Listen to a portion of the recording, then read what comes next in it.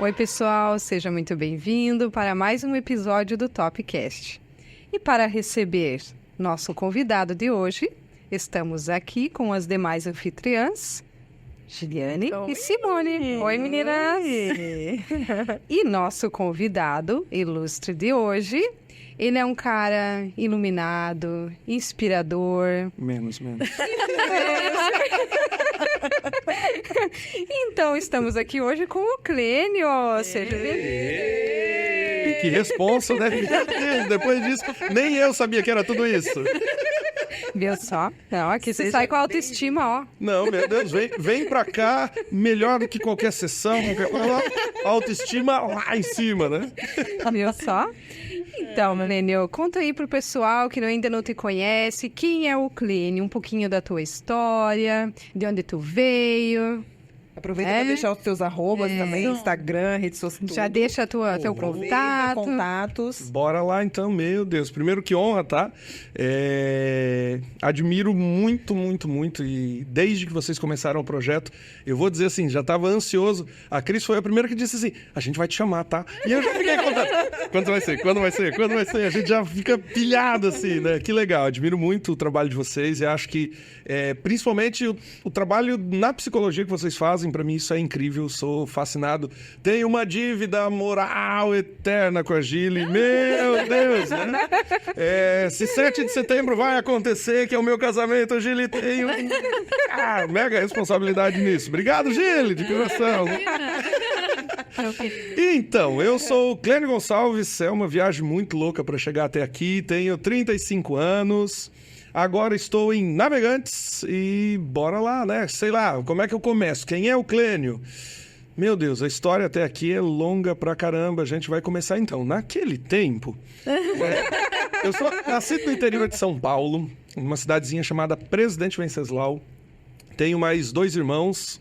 Graças a Deus vieram primeiro do que eu, porque minha irmã chama Keila. E graças a Deus eu sou o caçula, porque o meu irmão chama Clériston.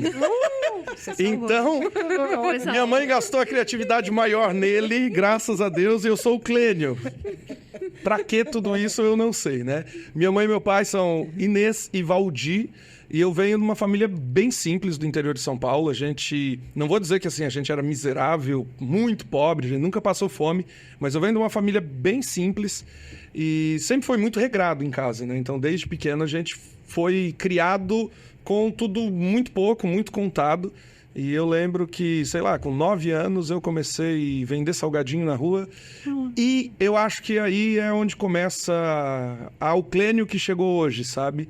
Por quê? Porque eu vendia salgadinho na rua para ajudar em casa, ajudar meus pais e trabalhava durante a semana e no final de semana eu adorava ir para a igreja. Então eu acho que até depois... Era para trazer alguma coisinha que vocês falaram. Eu trouxe um negócio que depois eu conto os detalhes, né? Tô curiosa. Mas eu, no interior de São Paulo, eu fui coroinha. E eu olhava pro padre da minha paróquia e dizia assim, caraca, ele é muito bom.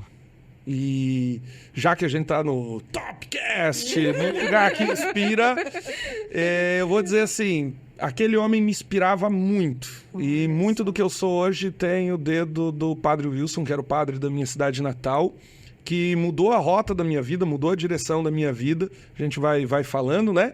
E hoje estou em Navegantes, sou sócio fundador do Instituto Sapiens, com a minha digníssima noiva. Suiane, te amo, se eu não falasse isso, tu me matava, né? E, então, o que mais? Já faz uma moral. Já faz uma moral, né? Meu Deus, tá tudo certo. Viu como eu falei de você? Você foi o centro do que eu falei, tá tudo certo. E hoje nós trabalhamos ali com 3 frentes no Instituto. Nós temos o trabalho com terapias, com uma galera boa que trabalha lá no Instituto. Olha, só gente boa, né, Cris? Isso aí. Exatamente. Né? A Cris está lá com a gente, parceiraça do Instituto, uma honra, né? Minha também. E além dela tem a Suiane e a Tamires que está conosco, e eu trabalho na parte de filosofia, atendendo com a filosofia. Além da parte voltada para terapia, psicoterapia, nós temos as consultorias empresariais e a parte educacional. né? Então, estamos aí, o Clênio é esse, @ClênioG2, @Instituto Sapiens, @Clênio Celebrante, arroba que não me falta, com esse peso todo aqui. Mas vamos lá, Clênio, antes de você escolher, assim, você já sabia o que tu queria ser ou não? Foi nessa época ali que tu começou a contar que você analisava, participava, vivia essa pessoa e se inspirava? Então, é bem difícil responder, ponto. Depois que a gente passa da história fica mais fácil, né? Mas assim, eu lembro que como a minha vida era resumida à casa dos meus pais, eu olhava pro padre da minha cidade, pro padre Luiz, e falava, cara, ele é muito massa. Assim, a forma com que ele falava, eu admirava o jeito dele falar, assim, não só na missa, mas eu venho de uma cidade do interior, uma cidade pequena, então, por exemplo, ir pra igreja é um evento, né? A gente não tem shopping, a gente não tem nada, então ir pra lá é um evento, né? A gente ia roupa de missa. Não que eu seja tão velho assim, mas a gente ia roupa de missa, né? E ia pra lá, olhava, só que eu achava ele muito legal na forma que ele lidava com as pessoas. E aquilo me chamava a atenção, sabe? E quando ele fez isso, um dia eu olhei e falei, eu acho que eu quero ser isso na minha vida. E não é que eu fui parar exatamente aí. Caraca, com 13 anos eu saí da casa dos meus pais. Muito louco, fui o primeiro dos irmãos a sair de casa. Eu agora não sei se meus pais gostavam tanto de mim assim, porque vai, né? É isso que eu te perguntei, não vai deixar. Numa boa, assim. Depois eu descobri que meu pai e meu irmão tinham uma aposta. Quanto tempo eu ia ficar lá? Né? E Você é mais novo. eu sou o mais novo. E foi o primeiro a sair de casa. Primeiro a sair de casa. Super jovem. Eu tinha... Super jovem. Comecei a vender salgadinho com 9 anos. Por quê? Tá? Não só vendia, comia também, né? Não dá pra perceber que sempre tive um... Degustador. Eu tive assim... Se tem uma coisa que eu tenho vocação é pra comer. Tá? Meu Deus, adoro isso, né? E... tinha já uma vida... Por que eu comecei a fazer alguma coisa assim? Porque eu queria ir pra escola e ter minhas coisas. Eu acho que isso foi uma das primeiras coisas que eu lembro. Porque como minha mãe e meu pai eram muito simples, eu sei, hoje a gente entende, né? Mas na época a gente... Meu Deus, por que esse caderno? Meu Deus, cadê uma mochila? Depois que a gente entende, pô, é tudo... Agora a história traumática da minha vida, né? Momento terapia, né? Eu lembro uma vez que meu pai tinha... coisa de velho, capa pra colocar nas coisas, né? O pai colocava capa no banco do carro. E uma vez ele trocou a capa do banco do carro. Minha mãe fez uma mochila. Cara, eu morria de vergonha de ir com aquela mochila pra escola. Porque todo mundo dizia assim, meu Deus, isso é um paraquedas. Eu era pequeno, a mochila era enorme e eu morria de vergonha daquilo. Aí eu decidi, com 9 anos, tá? Não, eu vou comprar minhas coisas. E eu ganhava 5 pila por semana, tá? Era R$5 por, acho que era 15 dias e depois semana, enfim. Mas eu me sentia o cara, porque eu chegava na escola, eu venho de escola pública, eu era o único que comprava na cantina da escola. Todo mundo comendo macarrão com salsicha, eu comprando bala. Me achava mega, assim, importante, né? E depois, quando eu vi o Padre Wilson, eu falei, cara, é isso que eu quero pra minha vida. E com 13 anos, com 12, eu lembro que eu falei pros meus pais assim, acho que eu quero ser padre, fui fazer um encontro vocacional, cheguei lá e achei incrível o encontro e foi muito por curiosidade, assim, nada de que, eu sabia o que eu queria. Eu acho que eu fui descobrindo aos poucos, mas quando eu fui pro seminário, eu saí do interior de São Paulo, fui morar em Paranavaí, e em Paranavaí, 200 e poucos quilômetros da casa dos meus pais, eu fui descobrindo, assim, só que qual foi a crise? Eu nunca tinha dormido fora de casa, assim, com quem eu não conhecia. Então eu fui, durante o dia tava muito legal, né? Cara, foi muito legal. Chegou a noite, eu pensei, putz, eu vou ter que dormir aqui, né? Aí, eu vou dizer assim, eu acho que eu não sou persistente, eu acho que eu sou teimoso, tá? Eu tenho minhas dúvidas em relação a isso, ainda não consegui discernir o que é o que. Porque quando eu cheguei lá, eu falei, cara, eu não vou ligar pra mãe agora, pedir pra vir me buscar. Não vou dobrar essa torcida. Não vou dar abraço que vergonheira agora, né? Pô, viajou. Meus pais, assim, pra andar 30 quilômetros, eles se planejavam, né? Hoje a gente pensa, pô, eu saí do Navegante, vou pra Balneário comer um hambúrguer. Pô, comer, né? Enfim. Qualquer coisa é válida. Qualquer quilometragem tá valendo pra comer. Eu sou assim também. Aí eu coloquei uma meta. Não, vou ficar até o final de semana. Porque até o final de semana eu digo, não gostei e vou embora de cabeça erguida, né? Não vou abaixar a cabeça em relação a isso. E aí, dormi aquela noite, meio dormindo, meio acordado. Passou. Quando chegou no meio da semana, comecei a ir pra escola e tudo diferente, tudo. Cara, eu fui gostando. Aí eu pensei, não, vou ficar mais uma semana aqui. E nessa uma semana... Eu lembro que eu pensei assim, não, vem o carnaval, aí vai ter férias da escola, eles vão liberar a gente para ir para casa dos meus pais. E o que eu fiz? Eu lembro que na primeira vez do carnaval, assim, eu tava no seminário, eu arrumei todas as minhas coisas, deixei pouquinha coisa no seminário e fui para casa dos meus pais. Porque eu pensei assim, eu vou e vou dizer que não volto mais. Só que quando eu cheguei na casa dos meus pais, primeiro dia, beleza. Não falei pra ninguém, mas beleza. Segundo dia, já, saudade de lá, sabe? Terceiro dia, falei, cara, no quarto dia eu fiquei quieto, no quinto... E minha mãe, por que você trouxe tudo isso? Aí, eu não sei. Juntei tudo de novo, voltei pro seminário e lá fiquei 17 anos, né? E o cardápio lá era bom? Era. Viu? Algo segurou ele lá. É que, já que ele falava, né? Ele era degustador, vendia lanche e tudo mais. Então, isso é um ponto muito favorável. Importantíssimo. Quer me ganhar... Comida. Embora a Suiane não cozinhe, tá? Mas aí eu tive que me virar, né? Eu adoro cozinhar. E o pior, eu adoro cozinhar o que eu gosto de comer. Então... Fechou, tá ótimo. Tudo certo, né? Sabendo que Muito bom. Ô, Clênio, e dentro dessa tua história, qual tu dirias que foi o teu maior desafio? Eita, lasqueira. Maior desafio? Foi um bocado, tá? Acho que adaptação, desde que saí... e tiveram alguns desafios próprios, mas eu fiquei 17 anos na vida religiosa, entrei com 13, saí com 30, quando eu descobri um aneurisma cerebral. Esse momento foi talvez um dos momentos mais difíceis da minha vida e um dos maiores desafios em que eu tive que lidar não com problemas externos, mas com problemas internos. Eu acho que aí foi talvez uma das coisas mais difíceis, mas talvez eu diria, principal desafio... entender o que eu queria ser na vida. E entender que isso a gente vai descobrindo no processo. Sabe? A Gili perguntou assim, quando é que você descobriu isso?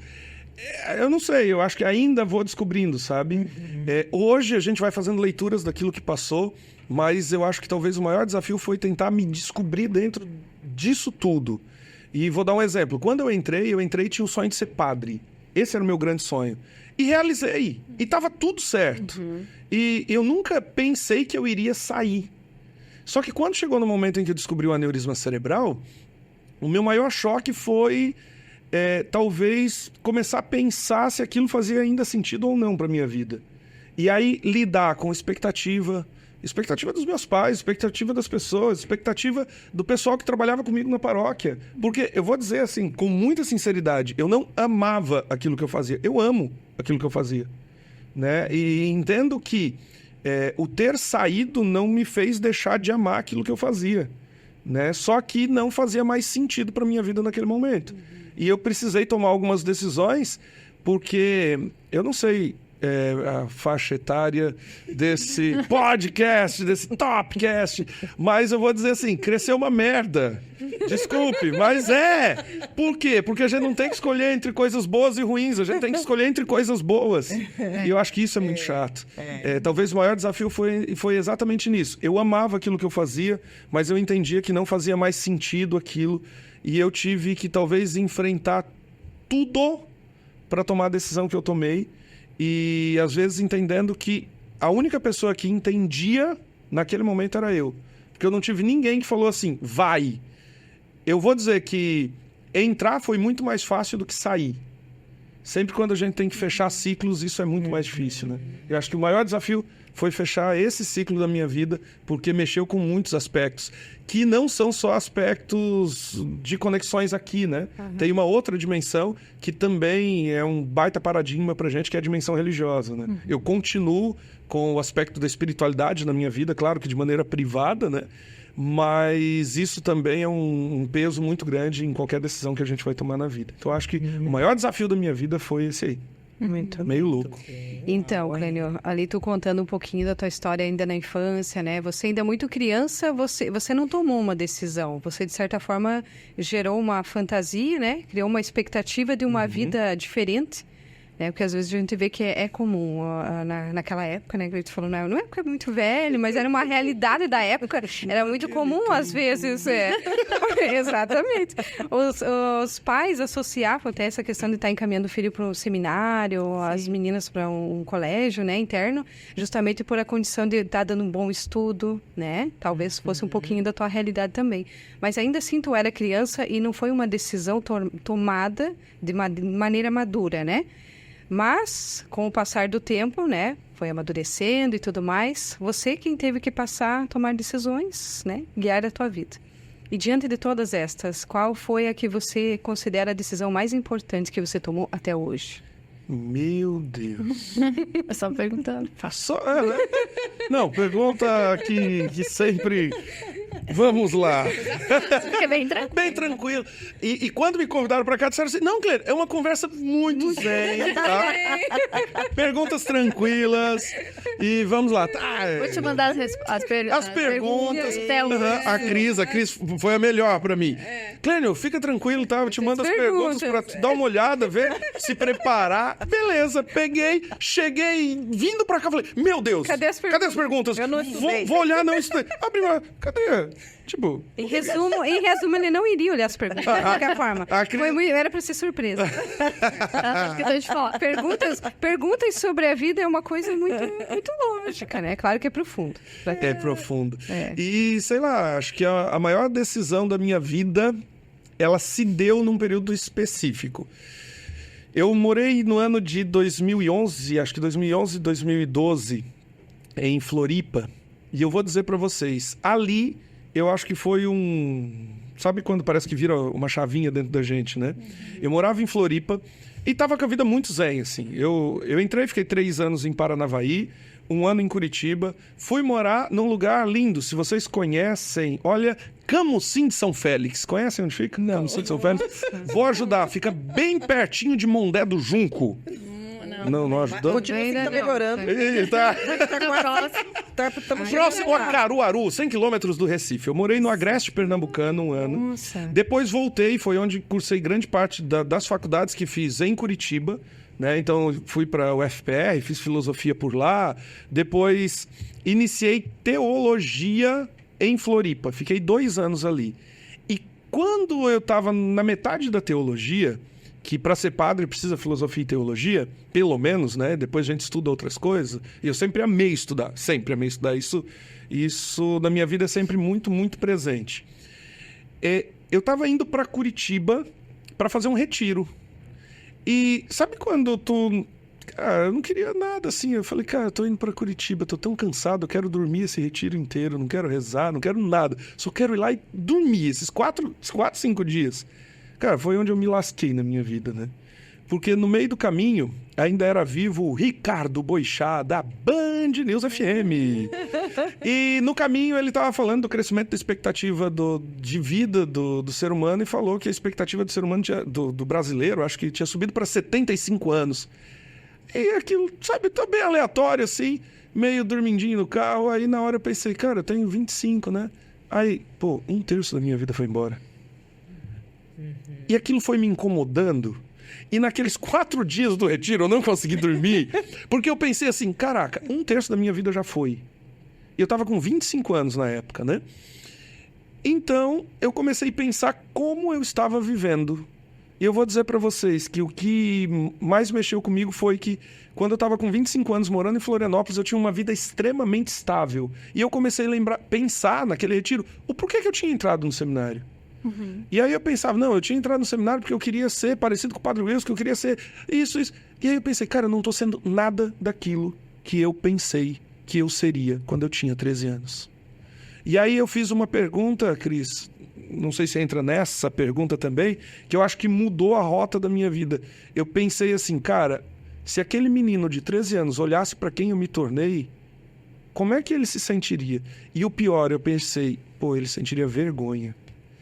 Então eu lembro que eu voltei daquele retiro e fiz um pedido para ir morar em Itaituba, no Pará, para trabalhar com garimpo, com os indígenas. E foi uma luta enorme, porque eles não queriam deixar. Eu estava no meio dos estudos e cuidava de um monte de coisa, enfim. resumindo a história, isso foi em setembro, outubro, em janeiro eu estava no Pará. Eu fui morar para lá e fiquei 1 ano e uns quebradinhos lá, trabalhando talvez nas realidades mais loucas que eu podia trabalhar na minha vida. Num baixão de garimpo, sabe? No meio de uma aldeia indígena, dormindo em rede e comendo formiga, macaco, cobra, jacaré. Olha que delícia, aqueles bichinhos brancos de pau, sabe? Não. Eu fui para lá, olha só, eu fui para lá com 140 quilos. Eu voltei de lá com 89. Não acredito. A Suiane disse que eu preciso voltar para lá ultimamente. Tá? Gente, presta atenção, dica de emagrecimento. Tá? Dica de emagrecimento. Quer emagrecer? Vai pro Pará. More nas aldeias indígenas, tá? Não, terrível. Dica. E eu voltei de lá, só que eu nunca fui tão pobre quanto eu fui lá. E olha que eu já tinha sido pobre algumas vezes na minha vida, né? Mas eu nunca fui tão pobre quanto lá. Mas lá eu tomei uma decisão. E eu acho que essa decisão foi o... Né? Quando eu estava na aldeia pensando um pouco nisso, eu pensei assim, cara, eu não quero ter uma vida medíocre. E eu não quero passar pela vida. Eu quero sentir que aquilo que eu estou fazendo tem algum sentido. Nem que não seja para ninguém, mas para mim. E isso é o que mais importa. E eu voltei do Pará com essa consciência. E eu acho que foi essa consciência que me deu a coragem de, no momento em que eu precisei, no aneurisma cerebral, tomar a decisão de sair. E mesmo que ninguém acreditasse em mim naquela época, eu pensava exatamente nisso. Eu não quero ter uma vida medíocre. Eu não nasci para isso. Eu não quero que aquele guri de 13 anos que tinha um sonho tenha vergonha do adulto medíocre que eu me tornei. Eu acho que isso foi os altos e baixos da minha vida e alguns flashes que na hora a gente não enxerga, né? Porque quando a gente passa no processo, a gente só vê como se tudo tivesse escuro, mas a leitura que eu faço depois foi um pouco isso. Foi o Pará, foi as aldeias indígenas, o trabalho que eu fiz lá, que eu acho que me deu essa coragem de dizer assim, cara, nada do que eu junto no meu bolso ou na minha conta, até porque eu não tinha nada nessa época, como freio eu não tinha salário, não tinha nada, mas nada do que eu junte nas minhas mãos tem a capacidade de dar sentido aqui dentro. Então eu não quero ter uma vida medíocre, eu só vou estar em lugar que fizer sentido estar. E um deles é o Topcast. Nossa, que história maravilhosa. A história do Clênio é incrível. O pessoal que tá assistindo aí, estão gostando? Então, aproveita e se inscreve no nosso canal. Manda o Pix. Coloca lá no cantinho. Dá um like, ativa o sininho. E a gente vai continuar aqui. Mas não se esqueçam de se inscrever no nosso canal. E assim, Clênio, diante de toda a tua história, assim, uma história, né, profunda. Exato. E muitas escolhas. E o quanto, a gente ouvindo, né, o quanto é importante a gente entender que as escolhas fazem parte. E nem sempre a gente tem a segurança que vai dar certo, né? Tem medo, tem todo aquele contexto de emoções que aparecem ali e a gente vai considerando ou não. E diante disso vem a tua escolha e a tua decisão, né? Para isso. Então, assim, eu queria ver contigo qual foi a lição mais valiosa que tu já... Eita! De toda a tua história, assim, uma lição que você possa passar, né, para as pessoas que estão nos assistindo e inspirar pessoas. E inspirar pessoas, eu acho que isso é importante, né? Eu vou dizer que o Padre Wilson mudou a direção da minha vida porque ele me inspirou. Eu acho que só tem capacidade de inspirar alguém quem está bem resolvido internamente. E estar bem resolvido internamente não significa que é saber tudo que está passando, que não ter problema, de que não tenha sofrimento, mas saber que a gente está, pelo menos, na direção certa, né? Eu acho que isso é importante. E dias atrás, e há pouco tempo, eu li uma frase que eu acho que essa é uma das lições que eu gosto. Quando estava preparando, na verdade, uma palestra para uns 2 domingos atrás, eu preparando encontrei uma frase que eu falei, cara, isso faz todo sentido naquilo que eu quero para minha vida, né? Então a frase era, se tu tá cansado de fracassar, para de desistir. Né? Então, e isso eu não estou falando para o que nós fazemos, mas na direção de quem nós somos. Então eu acho assim, se eu tô cansado de fracassar na busca de quem eu sou, daquilo que me faz feliz, então, cara, para de ser besta e para de desistir com as coisas que são importantes pra gente. Vocês têm muito mais propriedade para dizer isso do que eu, mas assim, quantas pessoas talvez chegam no consultório de vocês procurando se redescobrir, se reencontrar, aí melhora um pouquinho, desiste do processo todo e diz assim, volto quando der. E a gente vai fazendo um looping assim e a gente não se acha nunca, porque a gente para sempre no meio do processo. E eu acho que se a gente quer de fato pensar em se tornar uma pessoa, cara, quer de fato fazer isso, para de desistir, né? Então, hashtag, não seja idiota. Invista em você. Isso aí. É que as pessoas também têm uma forma de lidar com o problema, né? Então, o problema paralisa. Uhum. Né? A pessoa, ela não usa aquele problema como um impulso, como para você se impulsionar, para você crescer, porque, na verdade, o crescimento, ele tá muito, muito ligado com o erro, né? Eu cresço muito errando, né? Fazendo as coisas que, às vezes, eu não sei e eu preciso errar para acertar. A gente erra mais do que acerta. O problema é que a gente supervaloriza o acerto, né? Eu vejo na escola, depois que eu saí da paróquia, que eu deixei, eu fui trabalhar como gerente de padaria no Top, não Cast, House. No Top House, quase, né? O Top sempre estava na minha vida, né? Eu fui trabalhar no Top House, haverá sinais. Eu fui trabalhar no Top House em Navegantes e depois fiquei 4 anos numa escola. E uma das coisas que me angustiava na escola é que... por exemplo, o aluno fez uma prova de 10 questões, acertou 9 e a gente supervaloriza o 1 que ele errou. Né? Então parece que a gente sempre está procurando os erros e não valoriza e ter a consciência de que, por exemplo, a gente estuda, 2 meses para fazer uma avaliação. A gente passa 2 meses errando para tentar, em um momento muito curto, testar aquilo que a gente errou um monte de vezes, né? E a gente esquece que o acerto é feito de inúmeros fracassos, mas a gente prepara hoje, e é assim que eu tenho enxergado, a gente tem preparado uma geração que não quer errar e a gente não quer deixar que eles errem. E quando o sofrimento bate, a gente tenta esconder, né? Eu sempre brinco dizendo, o sofrimento bateu a tua porta? Abre. A gente tem medo, aí a gente foge. Aí a gente sofre mais por fugir do problema do que para enfrentá-lo. Né? Exatamente. E o quanto essa evolução toda também, ela descreve o quanto é importante aquilo que se é e não só o que se tem. Né? Porque quando você fala assim sobre toda essa experiência que você viveu e o que você traz, você não está falando a respeito de bens que você acumulou. Você está falando sobre o ser que você se tornou, né? Sobre tudo que você precisou viver, você precisou perder, mas que te tornou a pessoa que você é hoje, né? E diante disso, teve escolhas, teve desafios, né? E ao longo da vida você vai estar sempre suscetível a isso. E isso é muito importante. Uma coisa que, nesse sentido, me angustia são as comparações, né? Mas fulano deu certo, fulano com 25 anos, fulano já era tal coisa. Mas tem gente que com 45 começou, com 50, e tá tudo bem. É o teu tempo. Certo para um não é certo para outro. Exato, funciona lá, não funciona aqui.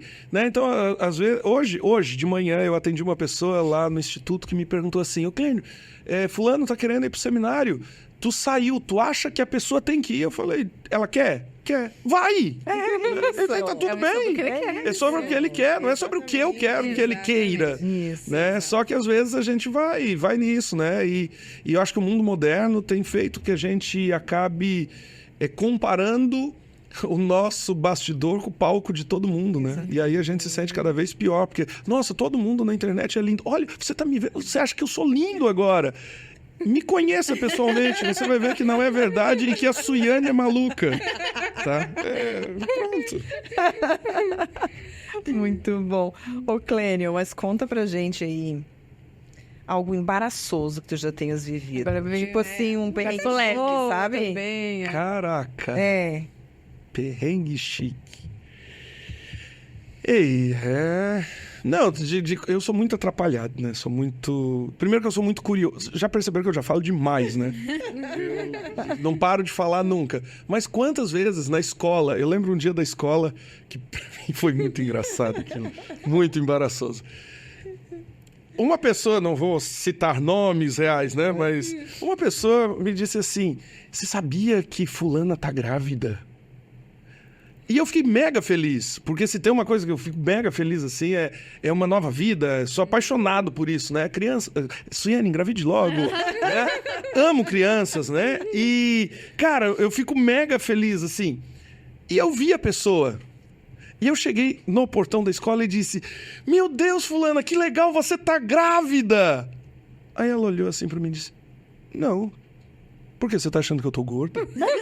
Ai. Aí eu falei, não, é que me falaram que tu tava grávida. Caramba. Aí ficou, cara, mas assim, muito desconcertado, tá? Mas muito desconcertado. E aí depois eu descobri que era uma outra pessoa com o mesmo nome. Tá? Mas coisas desse tipo, assim, pra mim é fichinha, tá? Fichinha. Brincadeiras, assim, das mais idiotas possíveis, né? Então um dia... vi uma criança no carrinho, tava lá paradinha a criança no carrinho, e aí colegas, isso lá no interior de São Paulo, tá? Em Presidente Venceslau, e aí os meus colegas, assim, um casal novo, próximo, que tinha acabado de ter filhos. E eu cheguei pra eles e disse, meu Deus, que criança feia, né? Brincando com eles. E o pior... não era o filho deles, era o filho de um outro casal que tava junto. E pra me explicar... Não, eu sou péssimo, tá? Eu sou péssimo. Eu às vezes evito entrar nisso. Não, e das coisas mais variadas. Na época que eu era padre, eu lembro que numa igreja lá do Pará, eu tava na fila, né? Então pensa aquela procissão, né? Entrando na procissão, assim. Cara, eu escorreguei com os 2 pés e caí no corredor. Tá? Aí o melhor é, as crianças morrem divertidas, né? Os adultos mentem. Porque eles vêm ajudar a gente meio segurando a risada, assim. E as crianças são mega espontâneas. Então, assim, de perrengue tem muita coisa louca, tá? Muita coisa louca, sei lá. Bom. Então, depois dos perrengues, qual foi o conselho, assim, que você já recebeu e te marcou, assim? Caraca. Eu acho que um dos conselhos que eu tive foi com Frei Afonso. Frei Afonso era meu diretor espiritual na época que eu era frei. E eu lembro que muitas vezes eu falava com ele das minhas angústias, dos meus sofrimentos. Hoje Frei Afonso já não vive mais, né? Ele era alemão, ele veio para cá. E foi muito engraçado, porque estando aqui no Brasil, ele falava muito bem da Alemanha. Estando na Alemanha, ele só falava do Brasil. Porque... ele me disse um dia, assim, isso foi talvez um dos maiores ensinamentos que ele deu, né? Ele falou assim, Clênio, tu precisa viver o que tu tá passando. Por quê? Isso já ele estava bem velho, sabe? Ele disse, eu vim pro Brasil e tive o sonho de estar aqui no Brasil como missionário. Só que estando aqui no Brasil, eu nunca perdi meu sotaque. Então todo mundo olhava para mim e dizia, você não é brasileiro. Só que quando eu tive o sonho de voltar para a Alemanha, os alemães olhavam para mim e diziam assim, você não é alemão. E aí ele falou assim, e eu cheguei em um ponto em que eu já me sentia habitante de lugar nenhum. E talvez um dos maiores ensinamentos que eu tive dele foi, do jeito muito simples dele, dizer assim, cara, tu tem que viver aonde quer que você esteja e você tem que encontrar um lugar onde você pode ser você. Perfeito. Porque não importa se tu tá na Alemanha, se tu tá no Brasil, onde quer que você esteja, se você é você, não importa, tá? Tu vai ser feliz onde quer que você vai estar. E essa lição para mim foi muito forte. Por quê? Quando eu saí, lembra aquele sonho do guri de 13 anos, né? Eu ficava pensando exatamente nisso, assim, eu pensava, cara, nunca mais eu vou ser que nem o Padre Wilson. E eu juro que aquilo era uma das coisas que me frustrava, assim, que me angustiava, porque eu pensava, cara, eu joguei minha vida fora, né? Pô, eu fiquei 17 anos ali, chegou em um certo momento que isso não fazia mais sentido, mas aquele sonho daquele guri que tava lá em Presidente Venceslau e que teve a coragem de ser... Naquela época eu sentia, cara, eu fui mega ousado para a realidade que eu tinha. Cara, acabou. E eu pensava exatamente isso, acabou, não existe mais. Até que eu fui pro Top House para trabalhar com a gerência de padaria do Top House, né? E tinha, sei lá, 30 pessoas que compunham ali. E quando eu cheguei no Top House, o que eu fiz? Não foi cuidar de pão, além de comer, né? Que era uma delícia. Olha, que cargo perfeito. Liba, me chame de volta pro Top House. Eu adorava experimentar cada coisa que ia pro balcão. Era maravilhoso. É bom demais, né? O pior, que eu fui inflando depois que eu saí, né? Meu Deus. E depois que eu saí ali e que eu comecei a trabalhar na gerência de gente, e que foi um trabalho muito específico, eu pensei, cara, eu não tô cuidando de pão, eu tô cuidando de gente. E aos poucos eu fui entendendo dentro do Top House que o sonho daquele guri não tinha morrido, sabe? E talvez uma chave que virou na minha vida, logo depois que eu saí, eu fiquei 3 meses no Top House, depois fui trabalhar no Colégio Dimensão em Navegantes, e lá no Colégio Dimensão teve o dia do coordenador pedagógico, que eu já nem sei que dia é mais, tá? Mas no primeiro ano, eu cheguei e comecei a cuidar das pessoas como eu aprendi aos 17 anos. Cuidar de gente, que era o que eu sabia fazer. E atendia aluno, pai, professor, enfim. E no dia do coordenador pedagógico, eles fazem uma surpresa na quadra e colocam a venda, me levam lá na cadeira, eu sento na cadeira e quando tiram a venda, sabe a sensação de estar lá no presbitério? E eu olhei assim, eu pensei, cara, eu achei que nunca mais eu ia ter isso na minha vida.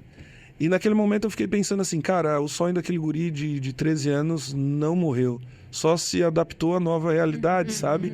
E eu acho que é muito disso. Então aquilo que o Afonso me falou me ensinou ao seguinte: Clênio, a tua vocação, o teu sonho, a tua essência era sonhar e ser exatamente como era o Padre Wilson lá? Mas eu não sou mais padre, eu não exerço mais essa função, não exerço mais esse ministério. Beleza, mas como é que tu vai readaptar o teu sonho? Né? E às vezes a gente acha, e me preocupa, né? Eu trabalhei na educação esse período, e às vezes um professor se aposenta e parece que ele deixou de existir, porque a gente vai se configurando com aquilo que a gente faz, e esquecendo quem a gente é, né? Então, o fazer é só um detalhe, quando a gente se torna e se faz... O que nós fazemos é só um detalhe, né? A gente vai fazer um pouco isso. Gente, que lindo isso. Isso é muito... Olha, é maravilhoso te ouvir. A gente tem mais quanto tempo aqui? 3 horas, né? Também. A gente vai ficar aqui conversando, ouvindo ele falar. Também, se não for maravilhoso, só fala, né? Não para mais. Sensacional. Porque eu fico pensando, né? O objetivo do Topcast é exatamente esse, é inspirar pessoas. Assim como tu teves uma inspiração na tua vida, né? Nós também tivemos. E a tua história mostra muito essa questão de resiliência. Quando tu fala teimoso, né? É isso, a gente tem que insistir mesmo. E quando tu traz o sonho do menino, eu fico imaginando... Fiquei ouvindo você falar aqui, fiquei imaginando a cena, você lá, já adulto, 25 anos, né? Puxa, e agora, né? E aquele menino... Então quer dizer que eu perdi tempo? Não, acho que o adulto chegou e tomou as rédeas da situação e falou assim... Peraí que eu vou honrar aquele menino. Eu vou honrar aquele garoto que teve aquela ousadia de sair de casa com a cara e com a coragem, sem recurso nenhum, nem financeiro, nem de emocional, né? E foi atrás do que ele queria. Então, acho que o adulto tomou as rédeas da situação e falou... Peraí que eu vou fazer melhor pra gente. Deixa que agora é comigo. Eu acho que é muito essa direção. Eu fiquei imaginando essa cena acontecendo assim, né? Mas isso, quando a gente conta, parece tudo inspirador, né? No sentido, quase histórias de príncipes e princesas, né? Fantasioso, mas né? é fruto de muita dor, né? De muita noite deitado na cama, olhando pra cima. Eu vou dizer assim, o dia que eu saí, foi acho que um dos dias mais loucos da minha vida, porque eu saí, eu não tinha grana, dinheiro nenhum, a não ser um dinheiro que eu tinha ganhado de aniversário que tinha ficado comigo para viajar. Então, eu decidi fazer o quê? O que eu podia, que foi alugar uma kitnet aqui em Itajaior. Num lugar bem legal, no Matadouro. E assim, para mim foi um desafio, tá? Um desafio mega. Por quê? Porque eu saí e foi... a única realidade que eu consegui chegar. E nada contra o ambiente ou contra a localidade, sabe? Mas assim, eu não conhecia ninguém ali. Eu não tinha vínculo nenhum. Eu não tinha rede de apoio nenhuma. Porque assim, mãe, está tudo resolvido isso, tá? Mas quando eu saí, que eu liguei para os meus pais, eles também se frustraram com a minha saída. E a fala da minha mãe foi a seguinte: ô Clênio, não tem espaço aqui em casa, né? Cara, aquilo parece que eu tinha perdido o chão, né? Mas tá tudo certo agora com a mãe. Mãe, eu te amo também, né? Porque eu entendo que ela também precisava de um tempo para entender o processo. Porque às vezes a gente quer tomar decisões e quer que o outro entenda as decisões que a gente tomou. Mas o processo é nosso. Então, não vou dizer que não doeu. Eu lembro a primeira vez que eu fui para lá com a Su já, eu não fiquei na casa da minha mãe, porque a minha mãe disse que não tinha espaço para ficar lá. Eu fiquei na casa do meu irmão. Só que eu talvez tinha tudo para dizer assim, não vou mais para lá. Não quero mais falar com ela. Só que quem é que ia perder? Nós dois. Então, naquele momento, eu tive que tomar a decisão de arrumar, sei lá, um caminho alternativo. E fiquei na casa do meu irmão, fui visitá-la e insisti um pouco nisso. E foi. Só que o dia que eu saí, eu fui aqui pro Matadouro, numa casinha que estava aqui. Por incrível que pareça, tu perguntou de perrengue chique, agora eu lembrei, né? Conexão de um monte de coisa. Passado 2 meses que eu saí dessa casinha que eu fiquei, eu tô vendo um blog de navegantes e eu olhei assim, Polícia Federal pega droga e não sei o quê. Eu falei, conheço esse muro. Abri a fotinha pro lado, eu falei... Era a kitnet que eu morava. Né? Fazendo história. Fazendo história. Tirei um print e não mostrei pra Suiane, né? Mas eu lembro que o dia que eu cheguei na kitnet, naquela noite, aí eu descobri que a kitnet não tinha lençol, que não tinha prato, que não tinha nada disso. E aí é frustrante, porque a gente se sente no fundo do poço. Só que eu vou dizer... bem verdade para vocês e a vocês que nos acompanham no YouTube. O fundo do poço é bom, porque não tem mais lugar para descer, só tem subida. Perfeito. Então, quando a gente chega no fundo do poço, o problema não é chegar no fundo, o problema é estar caindo. Então, quando a gente chega no fundo do poço, a gente só tem uma direção, subir. Então, eu cheguei lá e pensei exatamente isso. E naquele momento eu não neguei nenhuma mão que estendeu de cima do poço para tentar me tirar de lá. Então, eu lembro e não vejo isso pejorativamente, muito pelo contrário. Naquele momento que eu estava lá, teve alguém que me levou uma cesta básica, teve alguém que botou um sacolão, um prato, um lençol e que foi me ajudando com algumas coisas. Eu não sei se eu não contei isso, mas a Suiane começa a entrar bem na minha vida porque ela me emprestou a televisão dela. Malandra, né? Sensacional. Eu já conhecia a Suiane antes, só que quando eu saí, eles eram amigos próximos, passaram lá e um dia ela chegou lá e pensou, você não tem televisão? Aí eu pensei assim, eu não tenho comida. Né? Pensei, mas não falei nada, eu disse, não.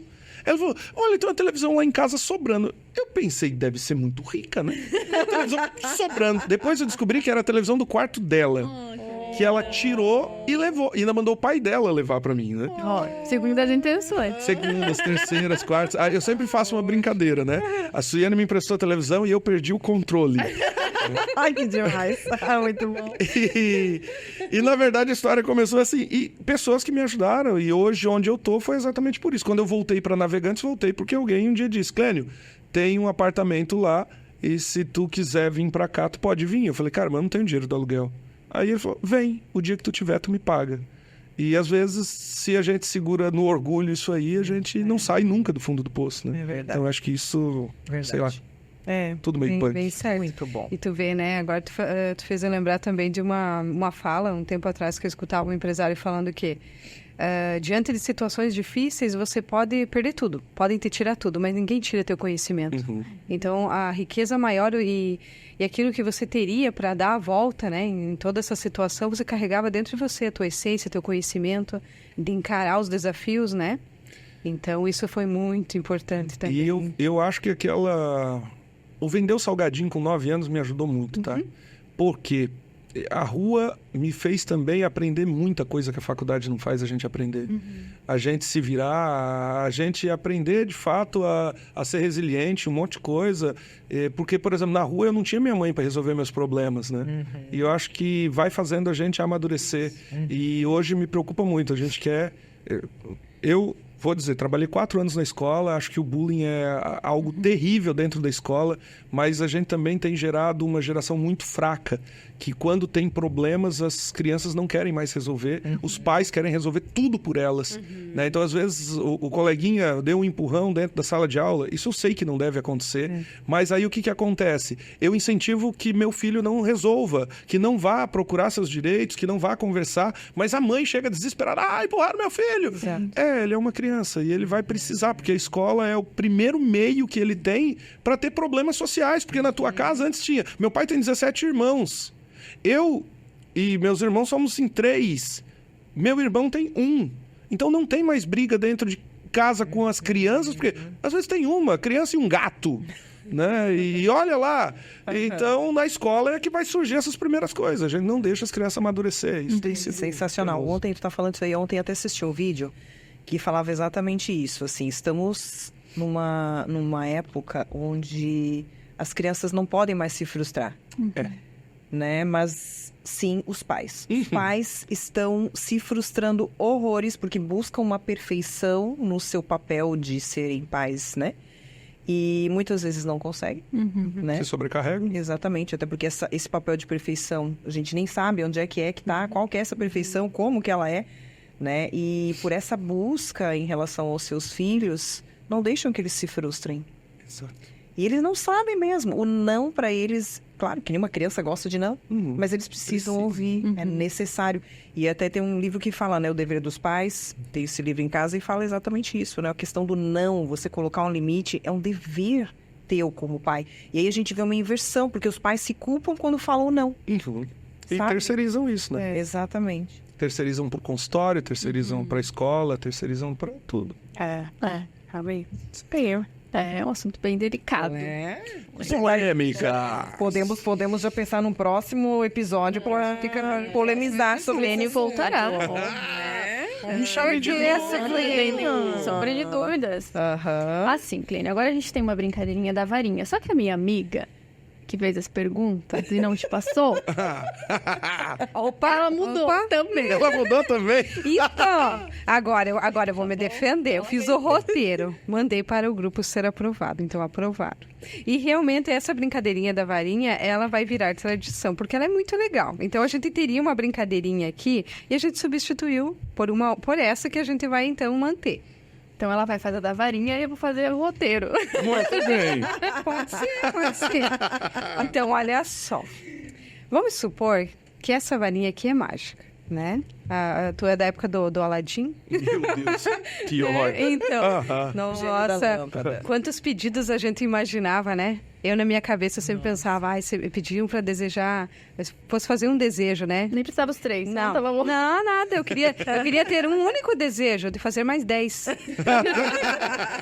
Ótimo. Que perdido. Com certeza. É uma única oportunidade. Já passando o gênio pra trás. Jamais então, eu pensaria nisso. É mesmo. Então, essa varinha é mágica. Supondo que você tivesse que fazer um desejo. Que desejo você faria? Caraca. Toma ela nas tuas mãos. Usa desse Que ela poder. sente o poder, a vibração Sente dela. o poder. Isso. Energia. Cara, Se conecta com ela. que legal. Tenho acho que um desejo. Eu queria poder viver o resto da vida com a intensidade que eu vivi até aqui. Eu acho que isso é uma coisa que eu gostaria, se eu pudesse teria, sabe? Às vezes a gente se questiona, ô Clênio, se você morresse hoje, tu morreria feliz? Acho que sim, tá? Não alcancei tudo que eu queria e também não quero morrer depois de alcançar tudo que eu queria, porque eu acho que sonho a gente vai construindo, né? Mas se hoje fosse, sei lá, o último dia da minha existência, cara, eu tô fazendo aquilo que eu amo, tô com as pessoas que eu amo. Suiane tá do outro lado do rio, mas... de fato, assim, eu tô num período muito feliz da minha vida. Acho que hoje, na minha história, tudo que aconteceu precisou acontecer para que chegasse aonde eu estou hoje. Estou muito distante daquilo que eu quero para o futuro, mas se eu pudesse fazer um pedido com essa varinha mágica do Topcast, seria poder viver o restante da minha vida com a intensidade que eu vivi até aqui. Estou bem feliz, de verdade. Estou bem contente com ela. Que bom. Que legal. Que assim seja. Posso levar para casa? Ela é mágica, a gente vai precisar dela ainda. Agora eu vou seguir minha parte do roteiro. Vamos pro roteiro. Vai lá, Vamos voltar agora. Foco. Agora a gente vai fazer uma brincadeirinha bate e volta. Tá? Eu vou falar uma palavrinha, tu fala outra. Combinado? Bora lá. Quem é Deus pra você? Uma palavrinha. Amigo. Então, família. Sonho. Dinheiro. Pouco.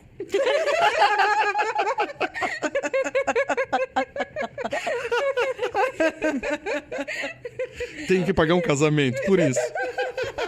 Entendo. Amor. Suiane. Que lindo. Te amo, Su. Morrer. Desculpa? Morrer. Longe. Muito bem. Muito bem. Quero que demore. Porque com 30 foi quando eu decidi sair. Numa dos exames médicos, o médico me disse assim: Clênio, no ritmo que tu tá, talvez tu tenha mais 3 anos. E aquilo ali foi meio que angustiante. Naquele momento eu pensei, cara, eu preciso reorganizar a rota da minha vida. Então, talvez se ele dissesse isso hoje, as coisas estariam mais tranquilas, porque acho que a vibe hoje tá muito bem, sabe? Mas a mudança de rota da minha vida foi para isso, para entender que eu não quero ter uma vida curta, eu quero ter uma vida intensa. Então, se acabar amanhã, acabou, mas eu espero que seja longa. Estou preparando para isso. Que legal. Legal. Também. Clênio, a gente quer te agradecer pela tua participação. Calma, não acabou Não? ainda. Não, calma, não. A gente só vai, né? Porque o fechamento vai ser um momento muito especial. Vamos ter dança? Vamos ter dança depois. Internamente. O A pessoal da gente vai plateia tá dançar só dele. esperando aqui a gente ir pra dança. Oh, legal. A gente quer te agradecer. A gente quer agradecer o pessoal que assistiu, né? Que tá aqui com a gente acompanhando.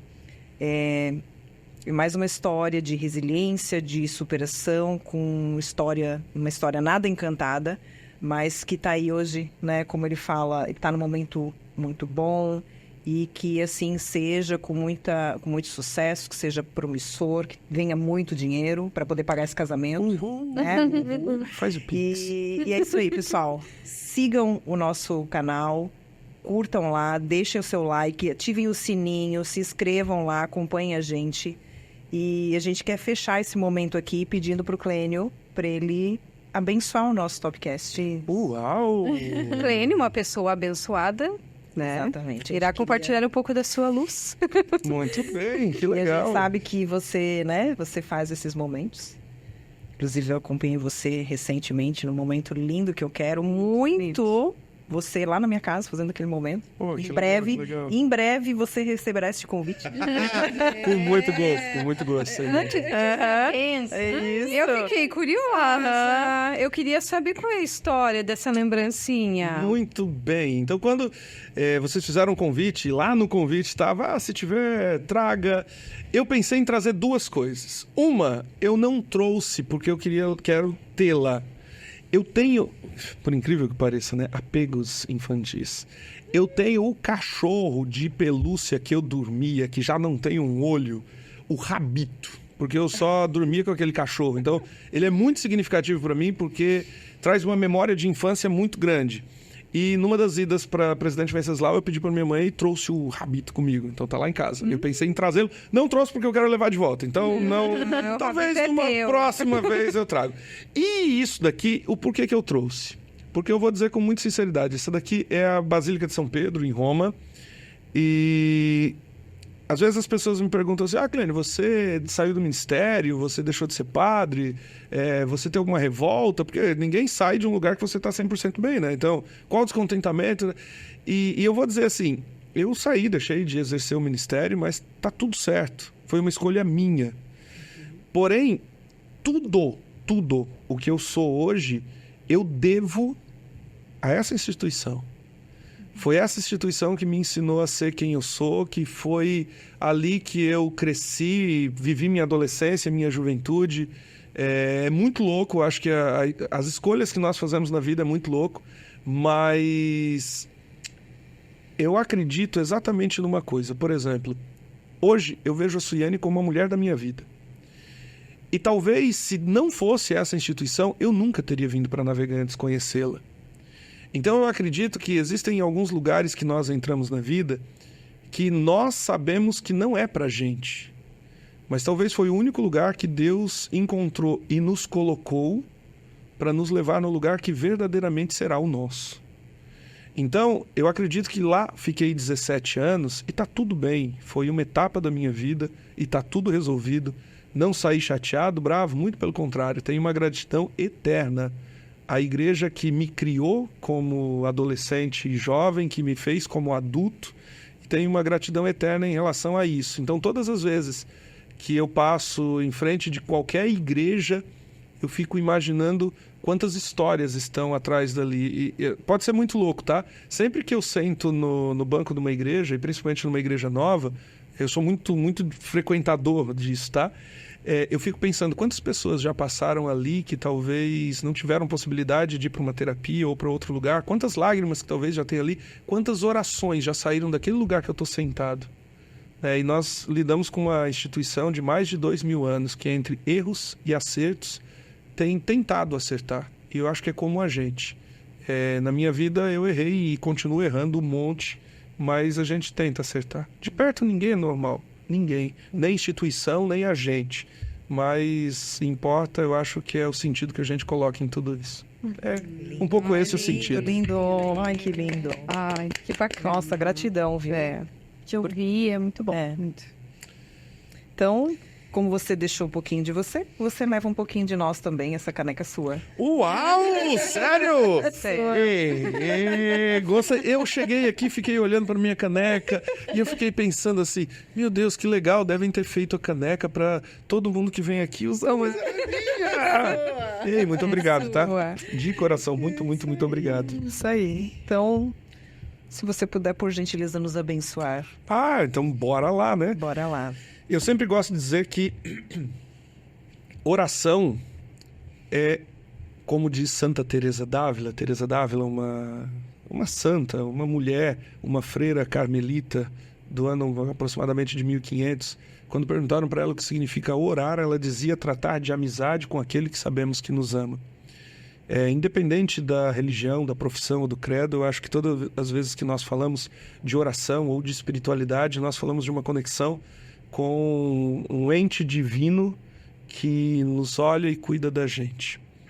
Então, eu gostaria só de pedir que nesse momento nós pudéssemos verdadeiramente, a partir do Topcast, nos colocar diante de Deus e pedir que, da mesma forma que Jesus, quando veio ao mundo, teve a capacidade de olhar e ver o que havia de melhor no ser humano e não de pior, que ele possa também fazer, através do Topcast, desenvolver e inspirar nas pessoas aquilo que há de melhor. E que Deus, assim como amou tanto a humanidade, continue nos amando, continue cuidando da gente, de vocês que desenvolvem esse trabalho tão incrível na vida de tantas pessoas e agora no meio digital, e a todos vocês que nos acompanham no Topcast, que Deus possa nos abençoar hoje e sempre. Amém. Amém. Obrigada. Obrigada, gente. De coração. Uma honra vir aqui com vocês, tá? Muito obrigado pelo convite mesmo. Estava mega ansioso por estar aqui com vocês. Obrigado. Foi nós. Agradeço. Vocês me inspiram.